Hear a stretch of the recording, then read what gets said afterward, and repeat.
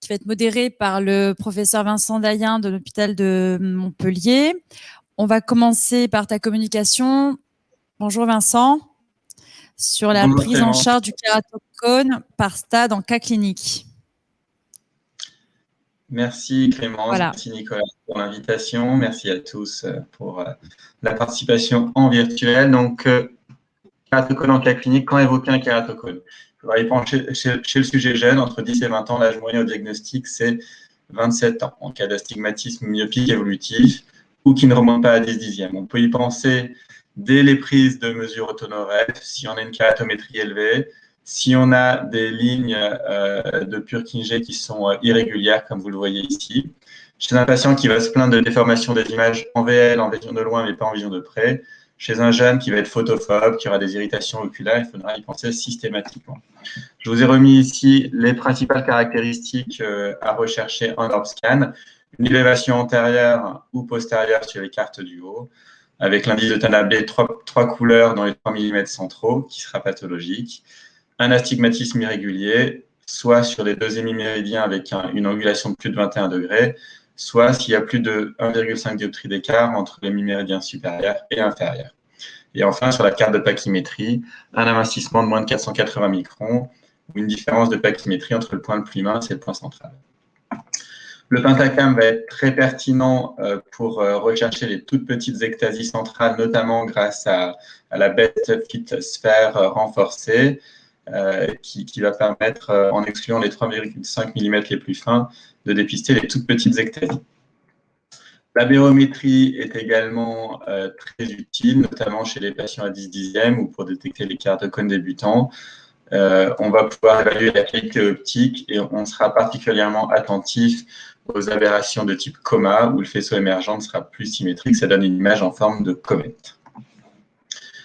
On utilise maintenant beaucoup l'OCT de cornée, et notamment au stade débutant, on aura un amincissement des couches épithéliales qui sera maintenant mesurable avec le mapping épithélial proposé par les différents OCT.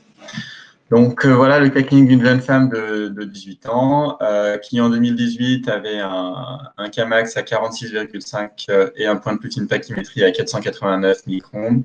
Et un an plus tard, une progression de plus de 1,4 dioptrie de son Kmax et un amincissement cornéen. Donc, on lui propose un cross-linking, qui est une photopolymérisation de la matrice du collagène cornéen, qui va permettre de créer des liaisons covalentes entre les fibres de collagène et consolider, l'objectif étant de stabiliser la maladie, notamment chez les sujets jeunes qui seront évolutifs.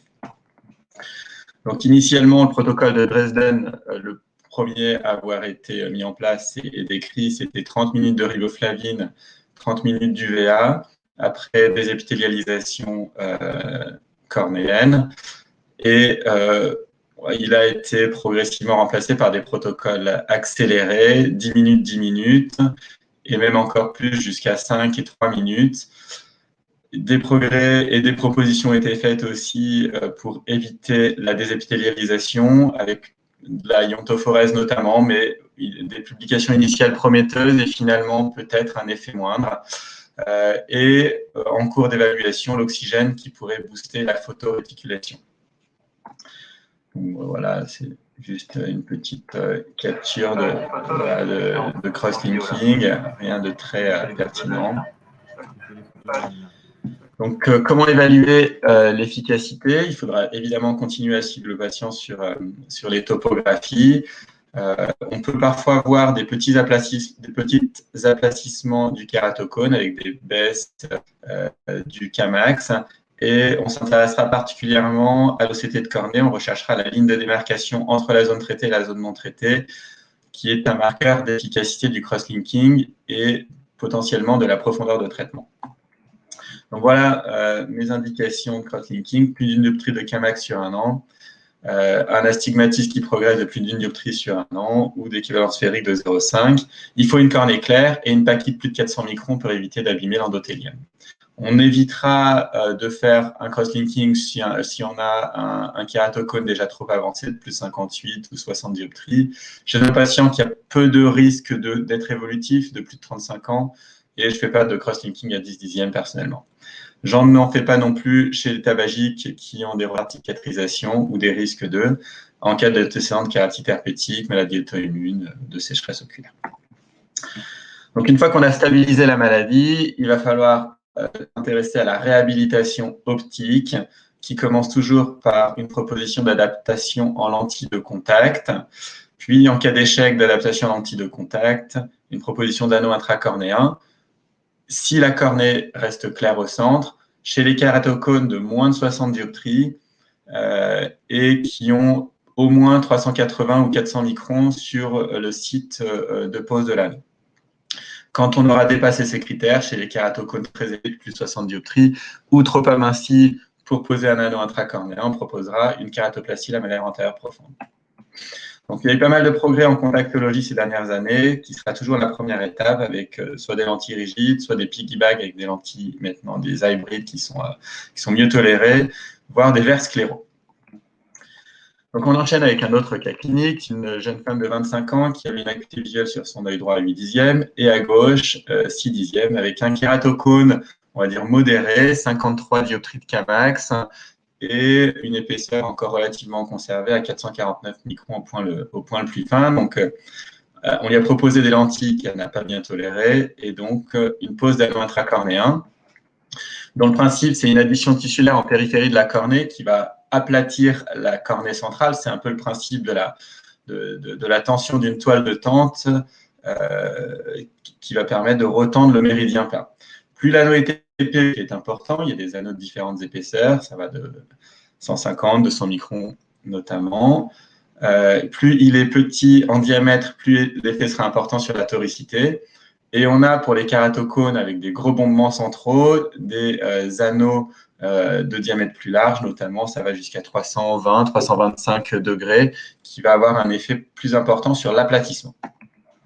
Donc voilà une courte vidéo de pose d'un anneau intracornéen. Donc après avoir fait la découpe laser femtoseconde, on peut contrôler, comme vous l'avez vu en OCT de cornée, qu'on a fait la découpe à la bonne profondeur. Puis on va glisser ces anneaux avec des ancillaires dédiés. C'est une procédure qui est assez rapide, qu'on fait sous anesthésie locale.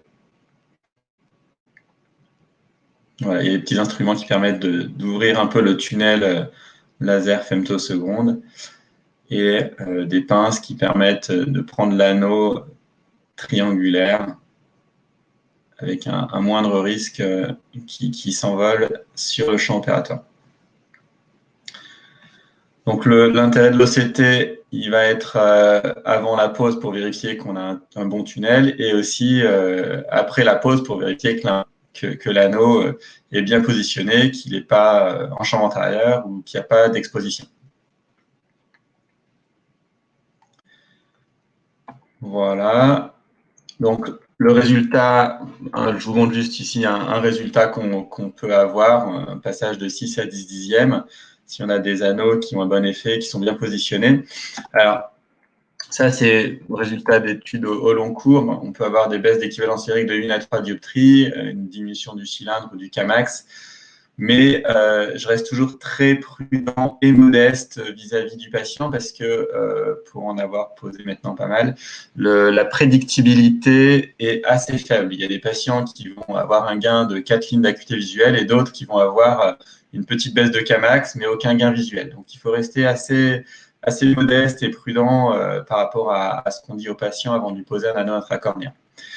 Donc, il y a eu de l'innovation ces dernières années avec des anneaux asymétriques qui semblent prometteurs dans les publications, avec une épaisseur plus importante à une extrémité de l'anneau pour customiser encore un peu plus la correction de l'astigmatisme. On enchaîne avec un autre cas clinique d'une femme de 42 ans, donc un kératocone stable, qui a 1 dixième et qui n'est pas amélioré par les lentilles rigides. On voit ici en OCT l'invagination des structures postérieures et également des anomalies au niveau de la couche de Bowman. Voilà son orb scan avec un kératocone où on est à voilà, pratiquement 60 dioptries, donc très, très évolué, stade 4. Un point de plus fine pachymétrie qui ne va pas permettre la pose d'anneau intracornéen, qui de toute façon ne serait très probablement pas efficace. Donc là, la seule option thérapeutique, ce sera de réaliser une kératoplastie lamellaire antérieure profonde. Donc le principe général, ça va être voilà, d'enlever la cornée antérieure, de garder l'endothélio-desmète et de greffer uniquement la partie antérieure de la cornée d'un donneur. Donc, il y a eu différentes techniques qui se sont succédées ces dernières années, des techniques manuelles, des techniques avec Big Bubble, donc une aérodissection dans l'endothélio-desmète, et ce qui, à mon avis, devrait prendre de plus en plus de place dans les prochaines années, c'est la Big Bubble assistée au laser femtoseconde pour avoir un maximum de chances de réussite. Donc ici, à l'aide du laser Zimmer Z8, on a une préparation de la chirurgie où on a un premier flap de 200 microns et le tunnel pour accéder à l'endothélio-desmète ou au plus proche de l'endothélio-desmète, à 100 microns de celle-ci, pour pouvoir faire une big bubble et avoir plus de chances de réussite. Donc, bon, voilà, le premier flap de 200 microns qui va partir tout seul. Hein, il faut juste enlever les quelques petits ponts résiduels s'il y en a. Et là, avec ce laser, il n'y en a quasiment pas. Puis, on a déjà notre tunnel pour aller avec une canule injecter de l'air au niveau, voilà, à peu près en prédesnétique et faire l'aérodissection que vous pouvez voir ici en temps réel en OCT. Voilà. Donc, on pousse de façon assez rapide de l'air et on voit l'endothélio-desmète qui va être délaminé du stroma postérieur.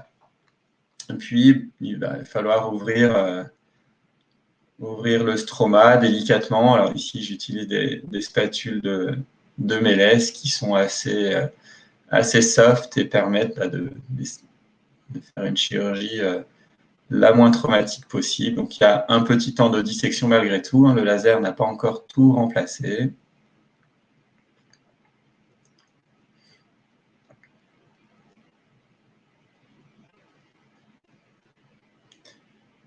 Voilà, donc on termine d'enlever le stroma.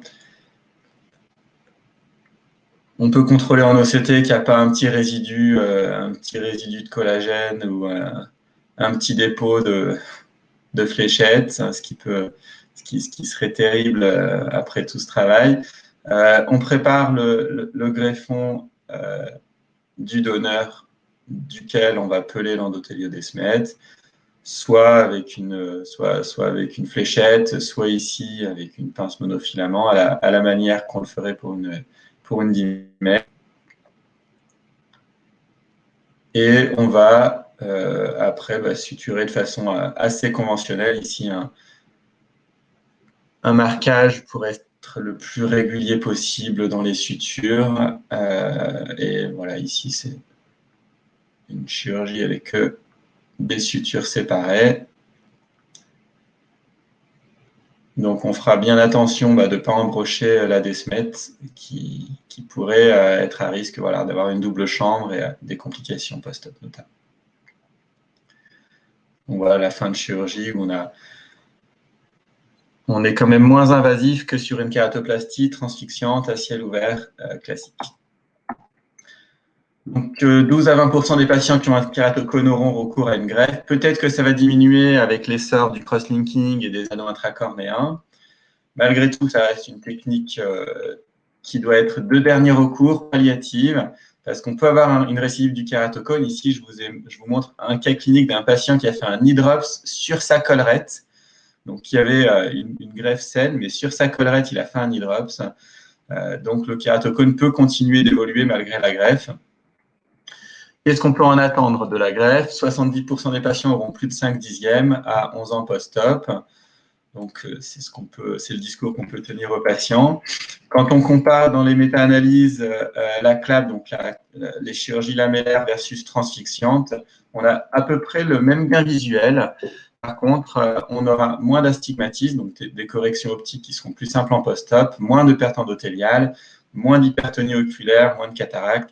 Évidemment, comme on ne sera pas à ciel ouvert, il y a moins de risque d'avoir un touch sur le cristal. Donc, un dernier petit cas clinique d'un jeune homme de 12 ans qui s'est présenté avec un œil rouge et peu douloureux. Son père rapporte des frottements oculaires suite à une baignade en mer et il est à voile à main bougée sur son œil gauche. Donc, voilà comment il se présente avec un œdème de cornée centrale. Donc, un hydrops qu'on peut voir ici en OCT avec une infiltration d'eau dans toute la cornée et on voit la desmette qui semble rompue en OCT. Donc, la prise en charge de l'hydrops, ça va être des lubrifiants, couverture antibiocorticoïde, des hypotonisants locaux plus généraux, une lentille pansement et on peut soit s'en tenir là, soit si on veut avoir une récupération un peu plus rapide, donc ça c'est notre petit Gabriel, on a fait juste un traitement médical hypotonisant avec une cicatrisation de son hydrops, mais on peut aussi faire maintenant des sutures prédécémétiques et injecter un peu d'air en chambre antérieure, ce qui va avoir pour effet de faire cicatriser plus vite, notamment chez un sujet actif. On pourra avoir recours à ce type de technique. Et par contre, ça ne sera pas une greffe lamellaire, mais on sera obligé de faire une kératoplastie transfixiante du fait de la rupture de la desmette liée à l'hydrops. Voilà pour les cas cliniques sur le kératocone.